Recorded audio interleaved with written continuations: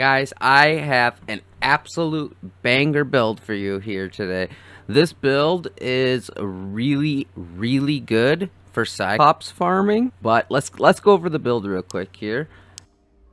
So the build here is Vampirism for magical healing bonus, Dark Reflection, Soul Collector so that you can collect stacks, and Torture Mastery because I personally like to be able to cast spells and heal while I'm doing fights. So I'm running Torture Mastery. You could swap this out right here with Demon Armor. This fight is a perfect example of why you would want to run Demon Armor instead of Torture Mastery. In this situation, I rush the player and I try to hit off the Exploitation Strike on him to heal off him while we're fighting. I hit 2 shots of the 3, and so I don't survive through this fight because the halberd's strength hits me across the head. This is an easy survive with Demon Armor. So the spells that I'm running is Curse of Pain, Power of Sacrifice, Ray of Darkness, Summon Hydra, and Bolt of Darkness. And as for my base gear, I'm running Squire Kit base gear with an agility knowledge focus. So it's all knowledge and agility, magical healing, Chris Dagger, Heater Shield, Spellbook. So first things first, we have to go ahead and start collecting our stacks. If you are interested in a pathing guide for how to get to the Cyclops, I'll be making that later on. So keep in, subscribe, keep notifications on if you want to check that out when it comes out.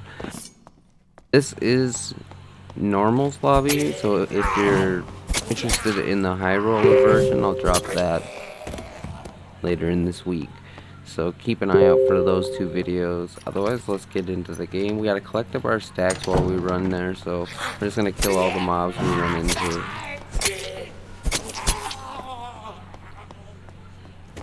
And you can actually spawn in this room, so I'm like looking around to see if there is a player nearby or if there's anything interactive with, like doors.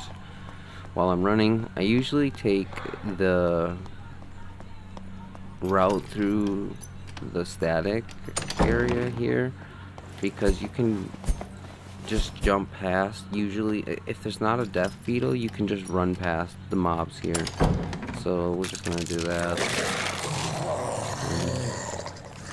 If the death beetle is right there when you drop down, you have to fight it, but if it's not, you can just run to the boss room. I can see somebody's already in here, so we're gonna go in here. I'm telling you guys, I like to fight the Cyclops, and before this build now, I would run this Hellfire build fighting the Cyclops. But watch what happens to this guy as we enter the rockfall phase. He's trying to get the damage in fast enough. The Cyclops takes 2 Hellfires to kill.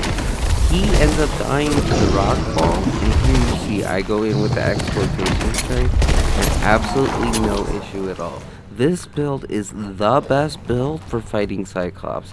No, hands down, never die to the Cyclops again with this build.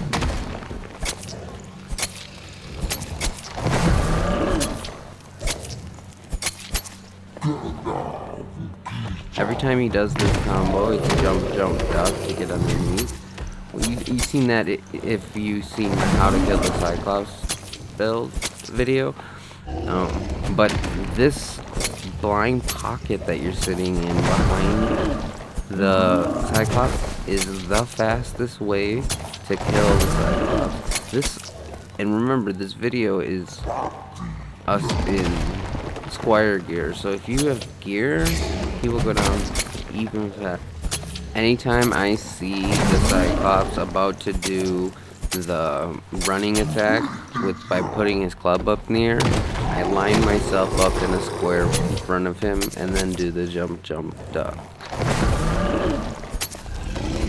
Go in as we're just right behind his club hand. He basically never hits us. We get blinded. When he starts doing the rockfall, you want to wait until your life starts to get low and then cast Exploitation Strike because you'll refill your life fast, and this is literally the easiest way to survive the rockfall phase. You don't even have to worry about dying. It's literally the best build possible for fighting Cyclops. He's almost dead now, so you come in, you get in the blind spot, and just pummeling in the damage. Just by being next to the Cyclops, you're damaging him because of the demon form. Now for the tip here is, as you can see, as I just did, before the end of the fight, you don't want to kill him super fast. You want to wait at the end here. You want to wait until you have your exploitation strike back and heal up to full, so that when he dies, if a player ambushes you, you are at full health and not low health and have to heal. It's a huge tip for while you're fighting the Cyclops. Fortunately for us here, nobody ambushes us. But if you're ever in that situation, in normals, after the second rock fall, you wait. You don't attack him until you have your exploitation strike to ensure that you're at full health when he dies, because he only has 2 rock falls in normals. In high rollers, he has 3, and he also has a I-beam laser. We'll just quick loot up this pile. I always like to double check and see if someone killed the troll, because it's really fun to just like fight for the gold ingots down there. The gold ores, there's 4 of them, so you can really get some good gold down there.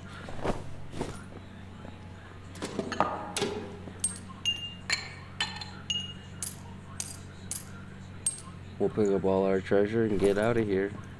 It's not really a lot, but it's really easy gold. It's really easy gold, because most of the players are not even gonna be near the Cyclops. They're gonna be on the other side of the map, and if they do come, you can fight them because you're at full health, and you gotta. There's like a rush, right? Because if you die with all the goodies on you, then GG's. But 9 times out of 10, you'll be able to survive and get out. So it's an easy way to farm gold. It's an easy way to farm the Cyclops. And you know, with the Cyclops vision crystal now, the Cyclops eyes are definitely going up in value. So I like to see that. And then you can get another item called the Cyclops rags, and there's the club you can get. So the Cyclops has some worth. I think that the troll pelt being worth like 4K is why you see a lot of people fighting it. But if you can learn the Cyclops, then and someone else kills the troll, you just go kill the guy that killed the troll, and then you have the troll pelt too. So and it's like, it's great because it's like you get a 1v1, but a lot of times it's not just a 1v1, it's usually a 2v3. I mean, it's a 1v1 and then 2 or 3 people who try to counter, and then so you always got to make sure to do your little rogue checks, watch out. And then the exit for this is right up the stairs in the prison, and then you have like the most perfect. Oh no, the skeleton champion is chased. Luckily this door is already open for some reason.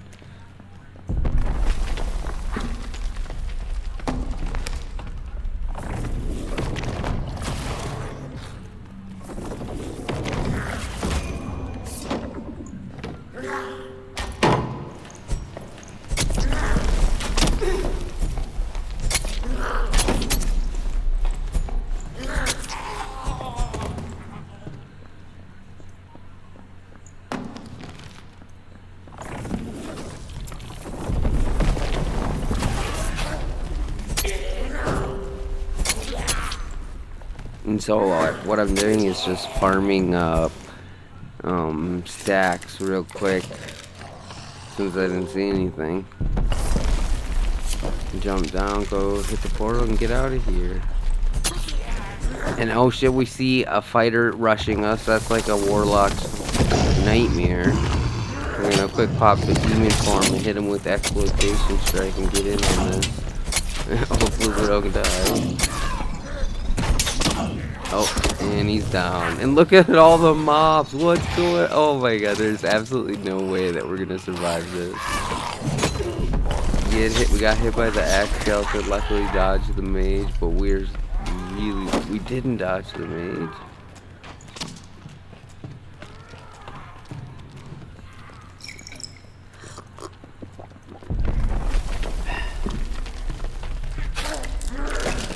I'm gonna quick. I gotta heal off of these goblins, but I don't know how many mobs are gonna chase us up here. As you can see, this area is basic. This strategy for farming the Cyclops is basically a gold mine, because you can just hit it 9 times out of 10. You're gonna kill the Cyclops and get out alive with the portals nearby. It's absolutely, if you're a Warlock player and you're not doing this, but haven't tried this build out on the Cyclops yet, you absolutely have to. It's insane. It feels like, but with demon armor, that fighter lost because he had too many mobs on him. Because he just like rushed before we could get out to try to stop us from getting out. And ended up like bringing a ton of mobs around. I'm gonna quick pop this protection potion in case I get hit while I'm opening the portal and get the heck out of here. That bola swinger could have killed us.